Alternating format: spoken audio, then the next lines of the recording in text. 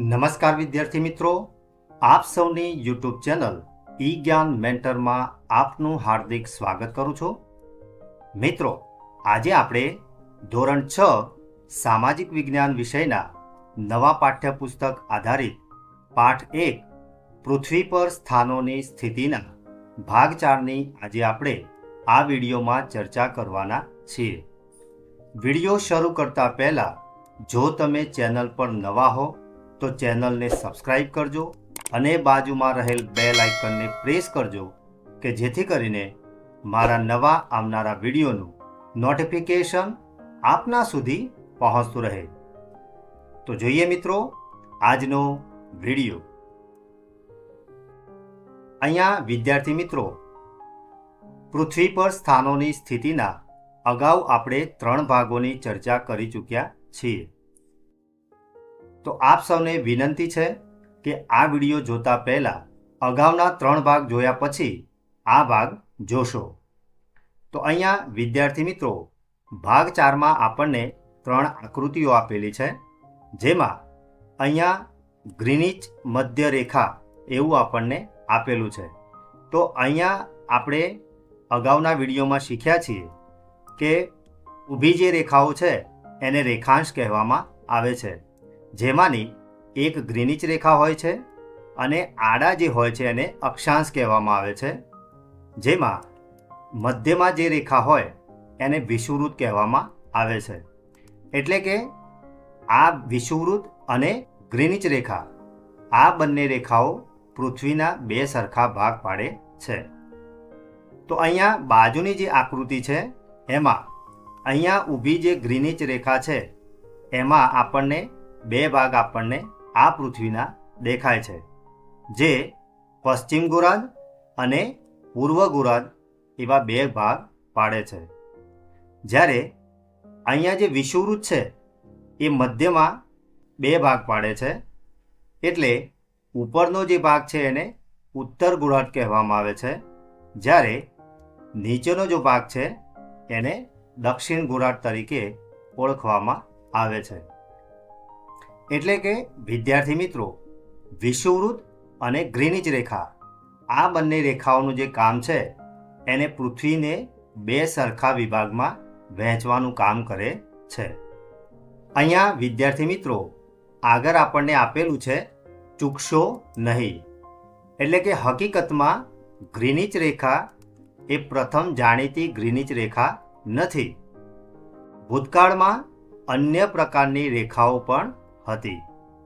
વાસ્તવમાં યુરોપથી અનેક સદીઓ પહેલા ભારતની પોતાની આકૃતિ 1.5, જેને મધ્ય રેખા કહેવામાં આવતી હતી, અને તે ઉજ્જૈની એટલે કે હાલનું જે ઉજ્જૈન છે એના કેન્દ્રમાંથી પસાર થતી હતી. ઉજ્જૈન સદીઓથી ખગોળશાસ્ત્રનું પ્રતિષ્ઠિત કેન્દ્ર રહ્યું છે. લગભગ 1500 વર્ષ પહેલાં પ્રખ્યાત ખગોળશાસ્ત્રી વરાહમિહિર પણ અહીં રહેતા હતા અને પોતાનું સંશોધન કાર્ય કરતા હતા.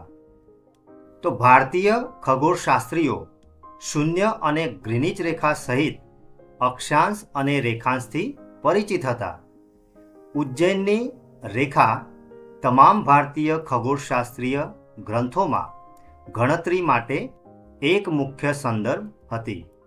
એટલે અહીંયા વિદ્યાર્થી મિત્રો, ભારતમાં સૌથી પહેલાં આ પ્રકારની જે ગ્રીનિચ રેખા છે એ ઉજ્જૈનમાંથી પસાર થતી હતી એવું લગભગ 1500 વર્ષ પહેલાં જે આપણા ખગોળશાસ્ત્રી હતા વરાહમિહિર, એમણે સંશોધન કાર્ય કરી અને આપણને આ માહિતી આપેલી હતી.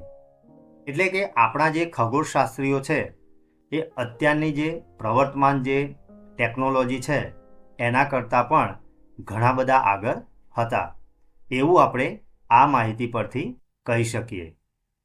હવે વિદ્યાર્થી મિત્રો, આ નકશામાં ઉજ્જૈનની રેખા નજીકના કેટલાક પ્રાચીન શહેરોને દર્શાવ્યા છે. કેટલાક શહેરો તેની ખૂબ નજીક છે, જ્યારે અન્ય કેટલાક થોડે દૂર છે. આ એટલા માટે છે કારણ કે રેખાંશ માપવા માટે ચોક્કસ સમય જાળવવો જરૂરી હતો અને તે વર્તમાનની તુલનામાં ત્યારે તેટલું સચોટ નહોતું. એટલે કે આ જે નકશો આપણને આપેલો છે એમાં આ ઉજ્જૈન છે અહીંયા છે અને એની નજીક જેટલા પણ શહેરો આવેલા છે અહીંયા તમે જોઈ શકો છો, કુરુક્ષેત્ર છે, દિલ્હી છે, પછી અહીંયા કોલકાતા છે. તો આ પ્રમાણેના જે શહેરો હતા એને એટલા માટે દૂર બતાવેલા છે કે જે રેખાંશ હોય એ રેખાંશનો ચોક્કસ જે સમય છે એને જાળવવો જરૂરી હતો.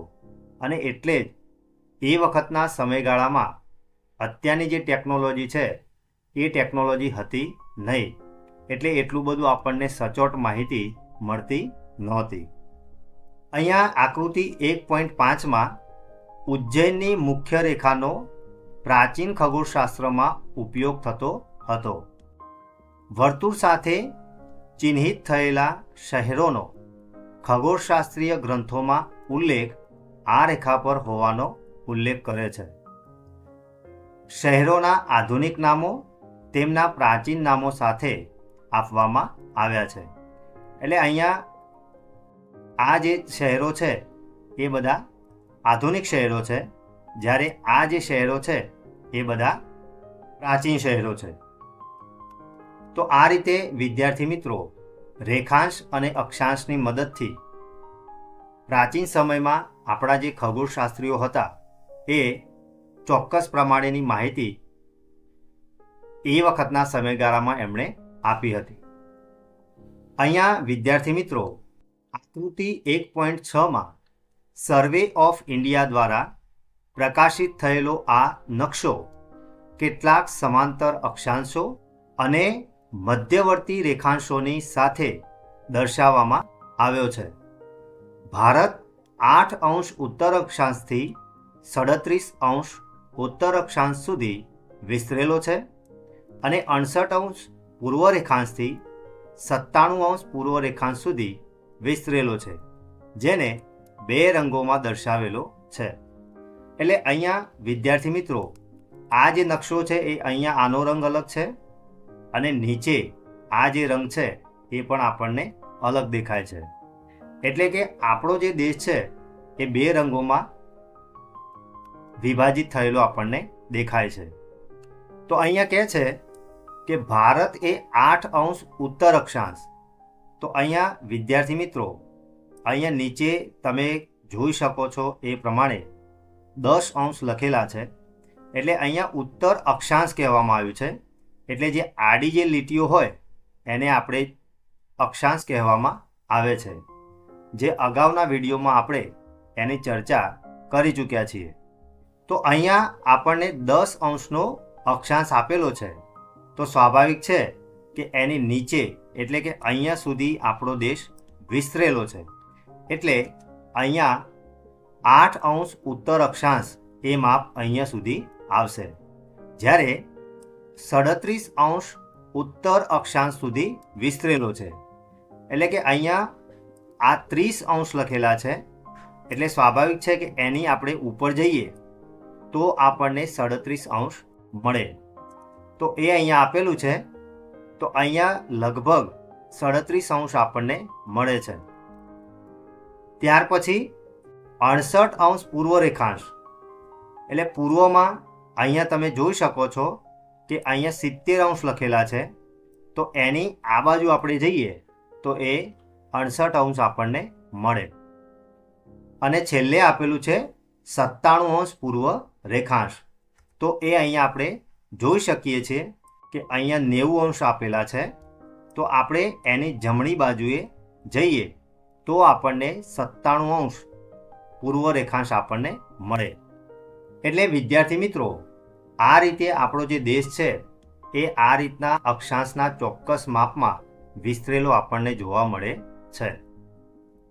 અહીંયા આગળ આપેલું છે સમય ક્ષેત્ર એટલે કે ટાઈમ ઝોનને સમજવું.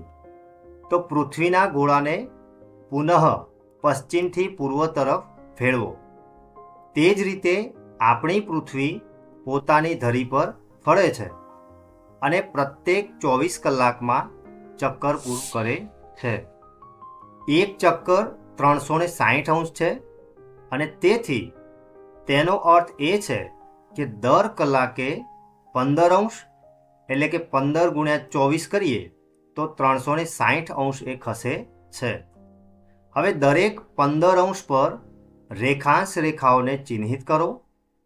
મુખ્ય રેખાંશ વૃત્તથી પૂર્વ તરફ જતા આપણે 0 થી 15 પૂર્વ 30 અને પૂર્વ 45 મેળવીએ છીએ અને આ જ રીતે 15 જોડાતા 180 પૂર્વ સુધી પહોંચી શકીએ છીએ. જો ગ્રીનિચ રેખામાં બપોરે 12 વાગ્યાનો મધ્યાહન છે તો દરેક 15 રેખાંશ પર સ્થાનિક સમય 1 કલાક વધે છે. એટલે કે મિત્રો 15 થી આપણે જેમ જેમ આગળ જઈએ એટલે કે ગ્રીનિચ રેખાથી આપણે જેમ જેમ જમણી બાજુ આગળ જઈએ એમ દર 15 જે રેખાંશ મળશે એમાં સમય 1 કલાક વધે છે. જો 15 પૂર્વ પર બપોરે 1 વાગ્યાનો સ્થાનિક સમય છે તો 30 પૂર્વ પર બપોરે 2 વાગ્યા હશે તથા તે ક્રમમાં સમય આગળ વધતો જશે. આ રીતે સમય આગળ વધે છે પરંતુ પશ્ચિમ તરફ જતા તેનાથી ઉલટું થાય છે. ઉદાહરણ તરીકે જો 15 પશ્ચિમ તરફ સ્થાનિક સમય સવારે 11 વાગ્યાનો હશે તો 30 પશ્ચિમ પર સવારના 10 વાગ્યા હશે અને આ ક્રમમાં સમય ઘટતો જશે. એટલે કે વિદ્યાર્થી મિત્રો ગ્રીનિચ રેખાથી જો તમે જમણી બાજુએ જાઓ તો એનો સમય વધશે, જ્યારે એની તમે ડાબી બાજુએ જશો તો એનો સમય 1 કલાક ઓછો થતો જશે. વિદ્યાર્થી મિત્રો આપણને જે માહિતી આપેલી છે એ માહિતીને આપણે આ જે અહીંયા ચાર્ટ આપેલો છે એ ચાર્ટ દ્વારા સમજીએ. અહીંયા વિદ્યાર્થી મિત્રો તમે સમજો કે આ એક ગ્રીનિચ રેખા આપણને આપેલી છે જેમાં અહીંયા આપણને 12 વાગ્યાનો સમય આપેલો દેખાય છે અને અહીંયા આ જે છે એ 15 રેખાંશ છે. હવે વિદ્યાર્થી મિત્રો અહીંથી આપણે જેમ જેમ 15 રેખાંશ આગળ વધતા જઈશું એમ એમ 1 કલાકનો એમાં વધારો થતો જશે. એટલે કે અહીંયા ગ્રીનિચ રેખામાં 12 વાગેલા છે તો એમાં 15 જ્યારે આગળ જાય તો 1 વાગ્યાનો સમય થશે. ફરી પાછા તમે 15 આગળ જાઓ તો 2 વાગ્યાનો સમય થશે અને ફરી પાછા તમે આગળ જાઓ તો અહીંયા 3 વાગ્યાનો સમય દેખાડશે. એવી જ રીતે વિદ્યાર્થી મિત્રો જો તમે ગ્રીનિચ રેખાથી વિરુદ્ધ દિશામાં જાઓ એટલે કે ડાબી તરફ જાઓ તમે તો આપણે અગાઉ જે માહિતી જોઈ એમાં તમે જોયું કે જેમ જેમ તમે આગળ વધતા જશો એમ એમાં 1 કલાકનો ઘટાડો થતો જશે. તો અહીંયા 12 વાગેલા છે તો 15 આ બાજુ આપણે ખસીએ તો 1 કલાકનો ઘટાડો થશે એટલે કે અહીંયા 11 વાગશે. અહીંથી ફરી પાછા તમે 15 રેખાંશ આગળ વધો તો ફરી પાછા 1 કલાકનો એમાં ઘટાડો નોંધાશે. ત્યાર પછી છેલ્લે અહીંયા ફરી પાછા તમે 15 આગળ વધો તો ફરી પાછો અહીંયા 1 કલાકનો ઘટાડો જોવા મળશે. એટલે કે વિદ્યાર્થી મિત્રો ગ્રીનિચ રેખાના સંદર્ભમાં આપણે જો કહીએ તો અક્ષાંશ અને રેખાંશની અહીંયા આપણને વાત આપેલી છે. એટલે કે વિદ્યાર્થી મિત્રો ગ્રીનિચ રેખાથી તમે પૂર્વ દિશામાં જેમ જેમ આગળ જતા જશો એમ એમાં 1 કલાકનો વધારો થતો જશે, જ્યારે તમે ગ્રીનિચ રેખાથી પશ્ચિમ દિશામાં જશો એમ એમ એમાં ઘટાડો થતો જશે. તો આ ગ્રાફ ઉપરથી આપણને એટલો અંદાજ આવ્યો કે સમય કેવી રીતે નક્કી કરવામાં આવે છે. અહીંયા આપણને આગળ આપેલું છે, ચાલો શોધીએ. એક દિવસ ઢળતા બપોરમાં 2 મિત્રો, એક પોરબંદર ગુજરાતમાં અને બીજા તિનસુકિયા અસમમાં બેઠા છે અને ફોન પર વાત કરી રહ્યા છે. તિનસુકિયામાં રહેલો મિત્ર કહે છે કે અસમમાં સૂર્યાસ્ત થઈ ગયો છે અને હવે અંધારું છે. જ્યારે પોરબંદરમાં રહેલો જે મિત્ર છે એ આશ્ચર્ય પામે છે અને કહે છે, પણ અહીં તો હજી દિવસનું અજવાળું છે, આવું કેમ છે તે સમજાવો. અને એક વર્ગખંડની એક પ્રવૃત્તિ તરીકે આ બે શહેરો વચ્ચે સ્થાનિક સમયના તફાવતની ગણતરી કરો. સૂચન એવું આપેલું છે કે પોરબંદર અને તિનસુકિયા વચ્ચે રેખાંશમાં 30° તફાવત પર વિચાર કરો અને ત્યારબાદ તમે સમયનો તફાવત જાણી શકશો. એટલે કે તમારે વિદ્યાર્થી મિત્રો, અહીંયા બે મિત્રો છે, એક ગુજરાતમાં પોરબંદરમાં છે, જ્યારે બીજો જે મિત્ર છે એ તિનસુકિયામાં બેઠેલો છે. તો એક જગ્યાએ અજવાળું છે, જ્યારે બીજી બાજુએ અંધારું થઈ ગયું છે, એટલે કે સૂર્યાસ્ત થઈ ગયો છે. તો આવું શા માટે થયું હશે એ આપણે સમજીએ. તો અહીંયા વિદ્યાર્થી મિત્રો, પોરબંદર ગુજરાતમાં ભારતની પશ્ચિમમાં દરિયા કિનારે આવેલું છે, જ્યારે તિનસુકિયા અસમમાં પૂર્વમાં આવેલું છે.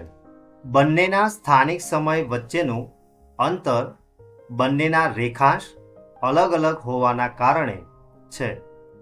કારણ કે પૃથ્વી પશ્ચિમથી પૂર્વ તરફ ગોળ ફરે છે.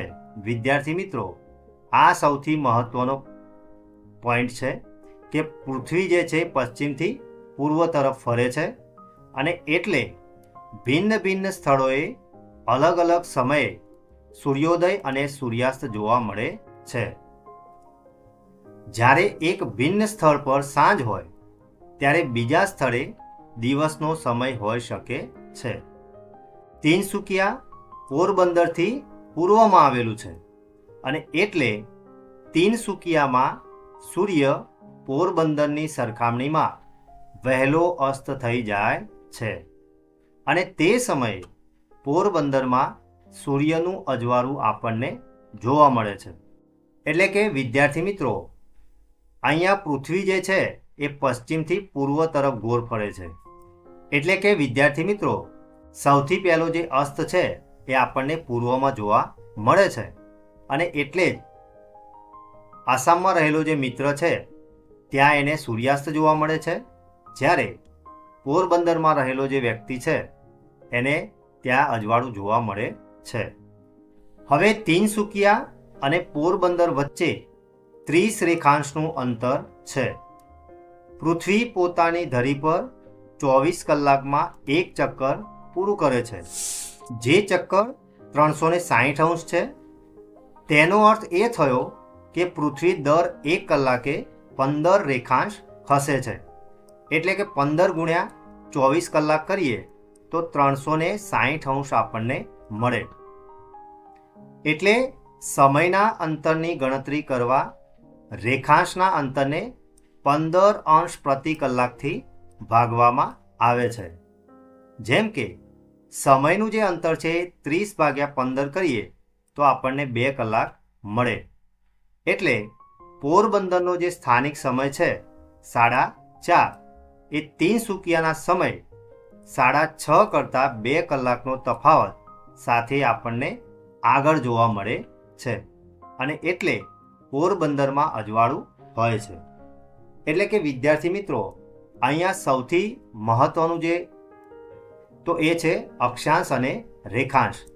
તો અહીંયા તિનસુકિયા અને પોરબંદર વચ્ચે 30° રેખાંશનું અંતર આપણને જોવા મળે છે, જેના લીધે એક જ સમયે એક જગ્યાએ આપણને સૂર્યાસ્ત થયેલો દેખાય છે, જ્યારે બીજી જગ્યાએ આપણને અજવાળું દેખાય છે. હવે આગળ આપેલું છે આપણને આ પદ્ધતિનો ઉપયોગ પૃથ્વી પરના કોઈપણ સ્થાનના સ્થાનિક સમયની ગણતરી કરવા માટે થઈ શકે છે. પરંતુ આ પદ્ધતિ કોઈ દેશની અંદર અનેક સ્થાનિક સમયોનો ઉપયોગના સંદર્ભમાં યોગ્ય નથી. આ કારણસર મોટાભાગના દેશો તેમના મધ્યમાંથી પસાર થતી મધ્ય રેખા એટલે કે રેખાંશ વૃત્ત પર આધારિત એક પ્રમાણ સમય એટલે કે સ્ટાન્ડર્ડ ટાઈમ અપનાવે છે. ભારતીય પ્રમાણ સમય એટલે કે ઇન્ડિયન સ્ટાન્ડર્ડ ટાઈમ જે ગ્રીનિચ રેખા એટલે કે ગ્રીનિચ મીન ટાઈમ અથવા તો જીએમટી પણ કહેવામાં આવે છે. તો એના સ્થાનિક જે સમય છે એના કરતાં 5 કલાક અને 30 મિનિટ આગળ છે. એટલે કે આપણો જે ભારત દેશનો પ્રમાણ સમય છે એ ગ્રીનિચ રેખાથી 5 કલાક અને 30 મિનિટ આગળ છે. કારણ કે વિદ્યાર્થી મિત્રો, એનું કારણ એક જ છે કે આપણો જે દેશ છે એ પૂર્વ તરફ આવેલો છે અને તેથી આપણે ગ્રીનિચ રેખાથી જેમ જેમ જમણી બાજુએ જઈએ એમ આપણને ખ્યાલ છે કે એમાં વધારો થતો જાય છે. એટલે અહીંયા ગ્રીનિચ રેખાથી આપણો જે સ્થાનિક સમય છે એ 5 કલાક અને 30 મિનિટ આગળ છે.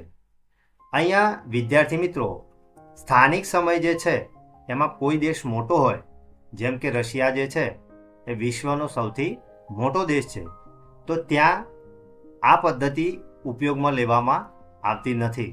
કારણ કે આ પદ્ધતિથી ચોક્કસ સમય મળતો નથી. એટલે રશિયામાં અલગ અલગ પ્રકારના ટાઈમ ઝોન ત્યાં મૂકવામાં આવેલા છે. એટલે ત્યાંનો જે સ્થાનિક સમય છે એ સ્તર પ્રમાણે અલગ અલગ હોય છે. એટલે કે ત્યાંનો જે સ્થાનિક સમય છે એ અલગ અલગ જોવા મળે છે. આગળ આપેલું છે આપણને, ચાલો શોધીએ. તો ગુજરાત અને આસામમાં બેઠેલા બે મિત્રો પુનઃ ચર્ચા કરે છે. આ ઉદાહરણનો ઉપયોગ સ્થાનિક સમય અને પ્રમાણ સમય વચ્ચેનો તફાવત સમજાવવા માટે કરો. તો હવે આ જે બે મિત્રો છે એ ફરી પાછી ચર્ચા કરે છે અને સ્થાનિક સમય અને પ્રમાણ સમય એ કેવી રીતે આપણે સમજી શકીએ એની અહીંયા ચર્ચા કરવામાં આવેલી છે. તો અહીંયા મેં લખ્યું છે સ્થાનિક સમય અને બીજો છે પ્રમાણ સમય. તો સ્થાનિક સમયની જો આપણે વાત કરીએ તો સ્થાનિક સમય જે તે સ્થળ પરની સૂર્યની સ્થિતિ પર આધાર રાખે છે અને તે રેખાંશની સાથે બદલાય છે. જ્યારે પ્રમાણ સમય છે એ કોઈ દેશના કે ક્ષેત્રના મધ્યમાંથી પસાર થતા રેખાંશના આધારે નક્કી થાય છે. આથી તે સમાન હોય છે. એટલે કે વિદ્યાર્થી મિત્રો, પ્રમાણ સમયમાં ફેરફાર થતો નથી, જ્યારે સ્થાનિક જે સમય છે એ રેખાંશની સાથે સાથે એમાં બદલાવ આવે છે. પૃથ્વી પર દર કલાકે 15 રેખાંશ વૃત્ત ખસે છે. આથી અલગ અલગ સ્થાનો પર અલગ અલગ સ્થાનિક સમય હોય છે. સૂર્યોદય અને સૂર્યાસ્ત પણ અલગ અલગ થાય છે.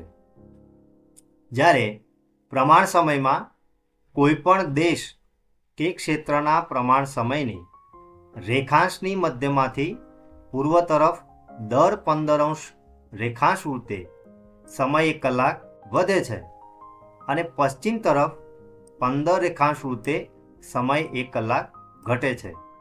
જે અગાઉ આપણે ચાર્ટ દ્વારા એની સમજૂતી મેળવી છે. હવે દરેક જે સ્થાનનો સ્થાનિક સમય હોય એ કેવો હોય છે? અલગ અલગ હોય છે. જેમ કે આપણે ગુજરાત અને આસામમાં બે સ્તરોની આપણે જે ચર્ચા કરી એમાં આપણે જોયું કે એ બંનેનો સમય એ કેવો હોય છે? અલગ અલગ હોય છે. જ્યારે પ્રમાણ સમય જે છે એ કોઈક દેશનો કે ક્ષેત્રનો એક જ હોય, પણ સૂર્યોદય અને સૂર્યાસ્ત જે તે સ્થળના સ્થાનિક સમય પ્રમાણે હોય છે. એટલે કે પ્રમાણ સમય તો એક જ હોય છે, પરંતુ એ જે ક્ષેત્રનો સ્થાનિક જે સમય હોય જે અલગ અલગ હોય છે એ આપણને ખબર છે. તો ત્યાં સૂર્યોદય અને સૂર્યાસ્ત એ એના સ્થાનિક સમયના આધારે એ થતો હોય છે. જેમ કે આપણે જોયું કે અસમમાં બેઠેલો જે મિત્ર છે એ તિનસુકિયામાં ત્યાં સૂર્યાસ્ત થયેલો આપણને જોવા મળ્યો. જ્યારે એ જ સમયે ગુજરાતના પોરબંદરમાં બેઠેલો જે મિત્ર છે એને ત્યાં અજવાળું જોવા મળ્યું. એટલે કે પ્રમાણ સમય તો એક જ હોય છે, પરંતુ સ્થાનિક સમય જો અલગ અલગ હોય છે એના કારણે એક જગ્યાએ આપણને સૂર્યોદય જોવા મળે છે, જ્યારે બીજી જગ્યાએ આપણને સૂર્યાસ્ત જોવા મળે છે. આ તમારા પ્રમાણ સમયને ટાઈમ ઝોનમાં ગોઠવવામાં આવ્યા છે, જે આલેખમાં 15° ઝોનને વ્યાપકપણે અનુસરે છે. આકૃતિ 1.7માં પાના નંબર 22 પર આપેલા વિશ્વના નકશા પર વિચાર કરીએ તો આપણે જોઈ શકીએ છીએ કે ટાઈમ ઝોનને વિભાજિત કરતી રેખાઓ સંપૂર્ણપણે સીધી નથી. એવું એટલા માટે છે કારણ કે તેઓએ આંતરરાષ્ટ્રીય સરહદોનું પાલન કરીને જે તે દેશના પ્રમાણ સમયને ધ્યાને લેવાનો હોય છે. નકશામાં કેટલાક દેશોની અંદર લખાયેલા નંબરોમાં તેમનો પ્રમાણ સમય મેળવવા માટે જો તેની સાથે પ્લસ એટલે કે ધન ચિહ્નો હોય તો ઉમેરવામાં આવતા કલાકોની સંખ્યા હોય છે, અને જો ઋણ હોય એટલે કે માઇનસ હોય તો જીએમટીમાંથી તેટલા કલાકોની બાદબાકી કરવામાં આવે છે. જે અગાઉ આપણે જે ચાર્ટ આપણે જોયો એમાં આપણને ખબર પડી કે ગ્રીનિચ રેખાથી જેમ જેમ આપણે પશ્ચિમ તરફ આગળ વધતા જઈએ એમાં વધારો થાય છે, જ્યારે પૂર્વ તરફ જઈએ તો એમાં એટલા કલાકોનો ઘટાડો થાય છે. તો અહીંયા વિદ્યાર્થી મિત્રો આપણને આખા વિશ્વનો નકશો આપેલો છે. અગાઉ આપણે જોયું એ પ્રમાણે વિશ્વમાં ઇંગ્લેન્ડમાં આવેલું જે લંડન સિટી છે ત્યાંથી આ ગ્રીનિચ રેખા છે એ પસાર થાય છે. તો સર્વાનુમતે ગ્રીનિચ રેખાનો જે ટાઈમ છે એ નક્કી કરવામાં આવેલો છે. હવે અહીંથી અહીંયા આપણને 0 ટાઈમ ઝોન આપેલો છે. અહીંયાથી વિદ્યાર્થી મિત્રો જેમ જેમ આપણે જમણી બાજુ આગળ વધતા જઈએ એમ એમાં 1 કલાકનો વધારો થતો જશે, જ્યારે ડાબી બાજુ અહીંયા આપણે જઈએ તો એમાં 1 કલાકનો ઘટાડો જોવા મળે છે. તો અહીંયા વિદ્યાર્થી મિત્રો આફ્રિકાનો જે સમય છે એમાં અહીંયા 1 કલાકનો આપણને વધારો જોવા મળે છે. ત્યાર પછી અહીંયા જેમ જેમ આપણે આગળ વધતા જઈએ તેમ જુઓ અહીંયા +2 પછી +3, ભારતમાં અહીંયા +5 લખેલું છે. એટલે અગાઉ આપણે જોયું એ પ્રમાણે ગ્રીનિચ રેખાથી ભારતનો જે ટાઈમ ઝોન છે એ 5.5 કલાક આગળ છે. ત્યાર પછી અહીંયા ચીનમાં તમે જોઈ શકો છો એ પ્રમાણે 8 છે, જ્યારે અહીંયા આગળ +9 આપેલો છે. ઓસ્ટ્રેલિયા જેવા દેશમાં ત્યાં આપણને અલગ અલગ ટાઈમ ઝોન જોવા મળે છે, જેમાં અહીંયા 8 છે, વચ્ચેના વિભાગમાં 9 છે અને છેલ્લે અહીંયા 10 છે. જ્યારે અહીંયા વિરુદ્ધ દિશામાં તમે જશો તો અમેરિકાની અંદર 5.5 કલાક એ માઇનસ એટલે કે પાછળ બતાવે છે. કેનેડા જેવા દેશમાં -6 છે. ત્યાર પછી અહીંયા આગળ જેમ જેમ આપણે જતા જઈએ એમ અહીંયા આપણને માઇનસ જોવા મળે છે. એટલે કે આંતરરાષ્ટ્રીય જે અહીંયા જે સરહદો આપણને આપેલી છે એ અહીંયા અંદાજિત છે, અને ગ્રીનિચ રેખાથી આપણે જેમ જેમ આગળ જતા જઈએ એમ એક બાજુ પ્લસ થતા જાય છે, એટલે કે 1 કલાકનો વધારો થતો જાય છે, જ્યારે બીજી બાજુ ટાઈમ ઝોન એનો માઇનસમાં જાય છે, એટલે કે એમાં 1 કલાકનો ઘટાડો આપણને જોવા મળે છે. તો વિદ્યાર્થી મિત્રો કોઈપણ દેશનો પ્રમાણ સમય નક્કી કરવા માટે જે ગ્રીનિચ રેખા છે એનું ખૂબ જ મહત્ત્વ છે, અને અક્ષાંશ અને રેખાંશનો પણ એટલો જ ફાળો રહેલો છે, જેના દ્વારા આપણે સરળતાથી કોઈપણ દેશનો ટાઈમ ઝોન એટલે કે પ્રમાણ સમય અને સ્થાનિક સમય આપણે જાણી શકીએ છીએ. અહીંયા આપણને આગળ આપેલું છે ચૂકશો નહીં. ઉપરોક્ત સમજૂતી પરથી એવું લાગે છે કે દરેક દેશને પોતાનો એક પ્રમાણ સમય હોય છે. એવું દરેક દેશમાં એક સરખું હોતું નથી.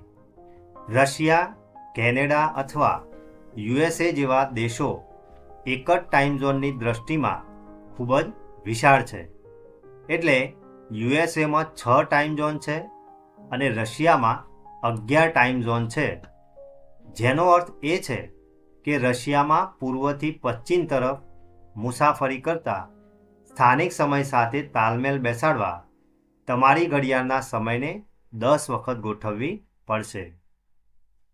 એટલે કે અગાઉ આપણે વિદ્યાર્થી મિત્રો ચર્ચા કરી કે રશિયા, પછી અમેરિકા છે, કેનેડા છે, આ બધા જે દેશો છે એ વિસ્તારની દ્રષ્ટિએ ખૂબ જ મોટા છે.